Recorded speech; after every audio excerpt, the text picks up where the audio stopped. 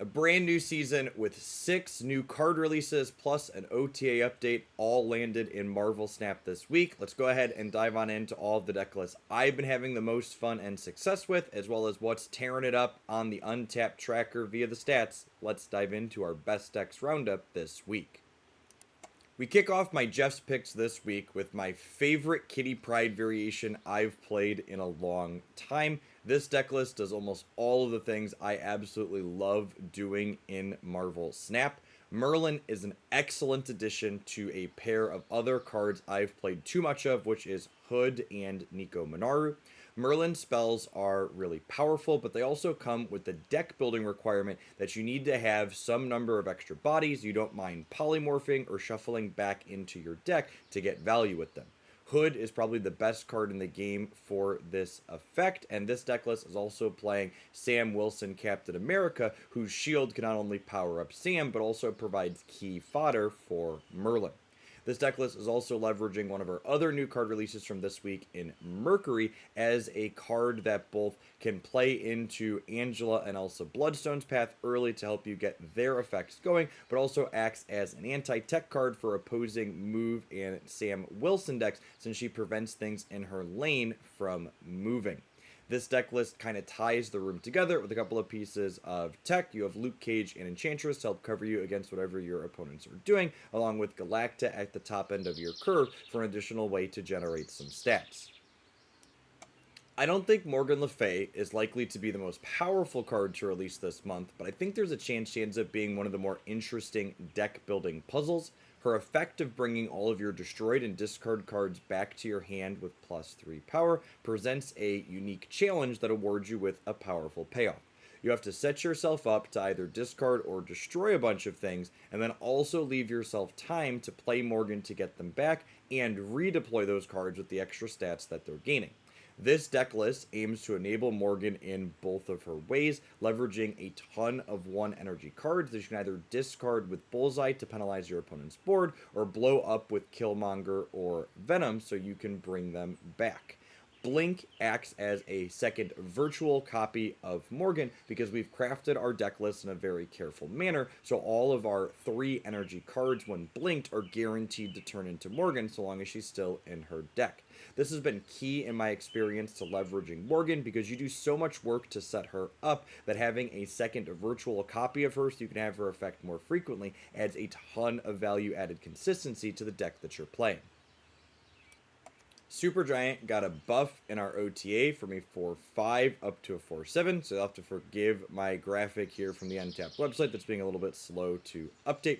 This deck list is one that I had enjoyed before that buff, and I think it still remains potent afterwards. The basic idea here is relatively straightforward. We utilize low energy, high power cards like Hydra Bob and Makari and Lizard to allow us to gain priority, so that way effects like Cosmo and Teenage Warhead can be used to precision, with Daredevil giving us perfect information on the 5th turn of the game. Supergiant's an incredibly disruptive card into a number of deck lists in the metagame that are looking to set up a key play on turn 5 that can't wait. Things like Sarah or MODOK or even Infinity Ultron that people have been toying with after the OTA as well all get really sad when they don't get that 5th turn until after the game has ended. Iron Patriot's another card that really impressed me in this deck. He hasn't seen a ton of play since his OTA nerf a number of weeks ago, but this deck list is so good at putting early points on the board that you trigger his effect very consistently, and he's responsible for a lot of the stats that you end up putting out in the mid to late game. Don't underestimate Legion at the top end of this deck either, especially when paired with Daredevil giving you perfect information. In the games where you're not super gianting, Legion in the right location can often end the game on the spot when you know exactly how your opponent is deploying their cards. Infinity Ultron is back down to 6 points of power, but all of his Infinity Stones that he's generating had their cost reduced by 33% down to just 2 energy. This makes him incredibly more efficient than he was before, but he does still cost 5 to start, which makes him a little bit clunky to get out. In enter the core idea of this deck list that I enjoyed on my live stream, where you're leveraging Luna Snow, Jennifer Kale, and occasionally Merlin's energy ramp effect to get Sarah or Infinity Ultron played on turn board, so that way you have more time to figure out exactly where you're deploying your cards.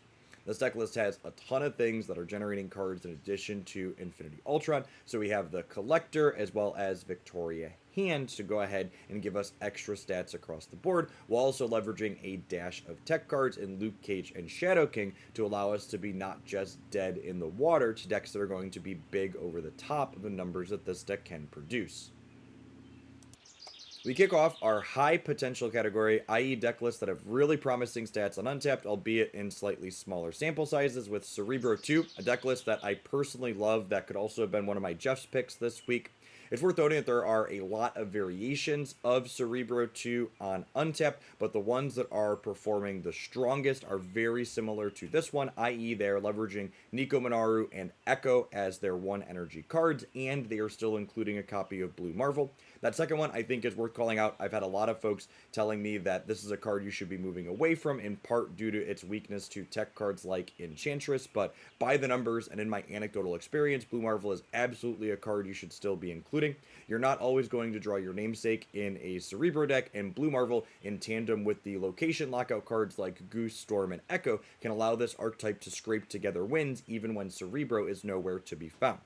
This particular deck list that I have up on your screen here includes Mercury as one of our newest card releases. I think she's an upgrade over Nightcrawler that we have been playing previously. She serves a very similar role of allowing you to move stats around the board on the last turn of the game, but she also acts as a tech card, shutting down opposing things like Sam Wilson and dedicated move decks, which had previously been tough matchups for this archetype because movers get around things like Goose and Storm and often make scaling numbers that you have a difficult time keeping up with. I also wouldn't say she's an absolutely must-have card for this deck, though. If you're missing her, you can happily play it with Nightcrawler still in her slot. I've titled this deck Sweaty Wiccan because a number of the top ladder grinder content creators in Marvel Snap have picked this up and have played it to a really large number of snap points in the early Infinite ladder. That being said, looking at the metrics on Untapped, its stats have been trending downward as the greater public has picked it up, so it's still kind of unclear if the deck is actually powerful or if folks who are playing a ton of Marvel Snap are simply skill diffing people with their experience working with decks like this one. The idea here is relatively straightforward. You've got Quicksilver to guarantee your 1-drop, you've got a bunch of high-quality 2s and 3s, and you top things off with Cannonball, Shang-Chi, and Alioth with your extra Wiccan energy, allowing you to deploy extra stuff at the end of the game. A notable synergy with our new card release in Mercury is that her and Cannonball guarantees that you destroy whatever the highest power thing is in the Cannonball lane, since Mercury prevents them from being moved out. This deck list then pairs these destructive elements with Fenris Wolf as a really efficient way to add points of power to one of your locations at the end of the game. This deck list is definitely the type of thing that really competitive Marvel Snap players love playing because it's got minimal numbers while also being maximizing your ability to break whatever your opponent is doing on their side of the board. Our next high potential deck list is a ton of fun. Nicholas Scratch is a 1-drop that gets an extra point of power every time you play a skill card, and this is what the spells that Merlin and Agamotto generate are classified as. There's a number of variations of these 3 cards paired together, putting up solid stats on the Untapped tracker, but I grabbed this sample deck list featuring Werewolf by Night because it's a personal favorite of mine. And it has really cool synergy with the spells because the way these skill cards work, banishing themselves after their on-reveals happen, actually allows Werewolf to jump himself into paths that otherwise have 3 cards in them, which is something you typically weren't able to do. It gives the dog a lot more maneuverability in boards that are a little bit constrained. This deck list in general is just a number of really efficient on-reveal cards, gives you a number of bodies you don't mind trading away for value with Merlin, and allows Werewolf by Night to jump around the maximum amount. If you'd prefer to play 12 cards in your Werewolf Merlin deck, this Annihilus Clutter variation also has some promising stats on Untapped to start this OTA cycle. The Sentry and Hood package in particular has some solid synergy with Merlin, both providing bodies for you to either shuffle away or polymorph up. The Void in particular turning into a random 5 with Merlin's very energy efficient spell is very appealing. This deck list also has the powerful angle of Zabu and Surge giving you cost reductions in tandem with the powerful 4 energy tech cards, Shang-Chi and Enchantress, which are able to carry you through a lot of different games where your raw numbers otherwise wouldn't suffice. Our next high potential deck list is some absolutely awesome deck building that caught my eye when I was scrolling the higher performing decks on Untapped after this most recent OTA. It's leveraging Konshu in tandem with Esme, which are 2 cards you normally wouldn't think of playing together at the surface level, but when you dig a little bit deeper and think about the payoffs that these cards both encourage you to have in your deck, i.e. Iron Man and Gore, they actually end up going together quite nicely. This deck list is leveraging just a couple of different ways to put really efficient stats into play with these otherwise low power, high energy cards that you're getting at incredibly efficient rates, with either Konshu reanimating them with extra stats or Esme grabbing them as a 3 energy card with 4 points to start. As always, Silver Surfer remains a presence in the metagame with a ton of variations having solid stats on Untapped. This particular list that I'm classifying as high potential jumped out at me with some unique elements when I was scrolling the top performers for Roundup in this video. In particular, we have Moon Knight as well as Gambit as things that discard cards from our hand in tandem with Proxima Midnight for a way to get some surprise stats on the board. These 2 cards also mix well with Fenris Wolf, a card that can add some extra points while being pretty resource efficient to play out on turn 2 or turn 5 alongside a 3 energy play. As always, if you're missing any of the particulars in a deck like this one, you can substitute out any 3-drops you're missing for other cards at that same energy cost that Silver Surfer can be buffing up. Moving along to our top performers this week, i.e. deck lists that have a proven track record across multiple formats and have solid stats in our current patch on Untapped, we start with the Sauron Scar deck that's been around the fringes of the format for some time now. This deck list is really good at putting out hyper-efficient stats, getting 1 or 2 10-plus power things, so you can slam Scar plus something else in the final turn of the game. Noteworthy innovation this time through is that in addition to Zabu, this deck list is also playing Surge as well now, which I think makes a lot of sense. A lot of the cards you're playing in this deck list you don't mind slamming proactively, since you want those stats on the board early and often to be discounting Scar. Part of the power of this deck list as well is definitely the fact that Enchantress serves a double role. She both can be disruptive to your opponent like she is in any deck list, but she can also remove detrimental ongoing effects from things like Red Skull or Starbrand that could otherwise hinder us from being able to win the game. If you're someone that just wants to do your thing and isn't interested in breaking whatever your opponent has going on, the Dakin discard deck has consistently been one of the best ways to do that in Marvel Snap since Bullseye was added to the game.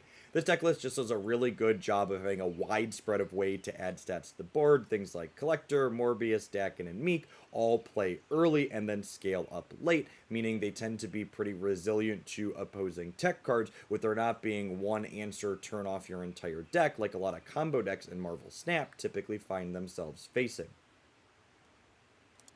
Destroy gets our classic Crusher title in the roundup this week, having really solid stats as people are climbing back to and post Infinite with it. I think a call out in particular is that Killmonger is really well positioned into a lot of these Merlin decks that are running around. If you have priority and you blow away your opponent's Hood or other 1 energy card, your opponent's Merlin spells are either going to polymorph or once in future away something they're not expecting, as opposed to trading out the 1 energy card that they had plans to get value from.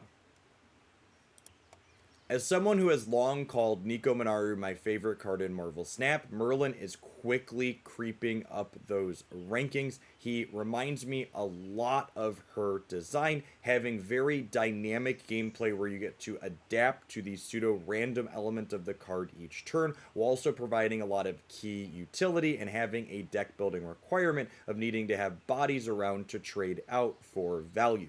If you're someone that only gets some of the season passes and you're wondering if Merlin is a good pickup, I would absolutely recommend this being one of the passes you get this year. I think his design is very likely to stay relevant. Subjectively, he is super fun, and I also think he's pretty powerful and can be played in a variety of shells. Personally, I've been absolutely loving Marvel Snap this week. I can't remember the last time I streamed and played this much of the game outside of a dropped cycle, between a couple of banger OTA updates, a bunch of new cards dropping, and the new season kicking off. There is a ton to love about Marvel Snap, especially in tandem with the solid economy rework that we got last month as well. As always, I would love to hear in the comments down below what you've been finding success ranking up with in Marvel Snap as the new season has gone on. Also, remember, this is a game you should be playing for fun, so if you haven't hit your goals as of yet, remember we're less than a week into a season, and there's plenty of time to do so yet. As always, I appreciate everybody that made it all the way through to the end of the video. Make sure you're subscribed to the channel so you don't miss any of the upcoming breakdowns like this that we'll have, and I hope your next snap pack is an excellent one. Don't forget to touch some grass this weekend, gamers. You can see I am out at my camper already while I'm recording this, and I'm planning to have some fun hanging outside with the family. Peace, folks.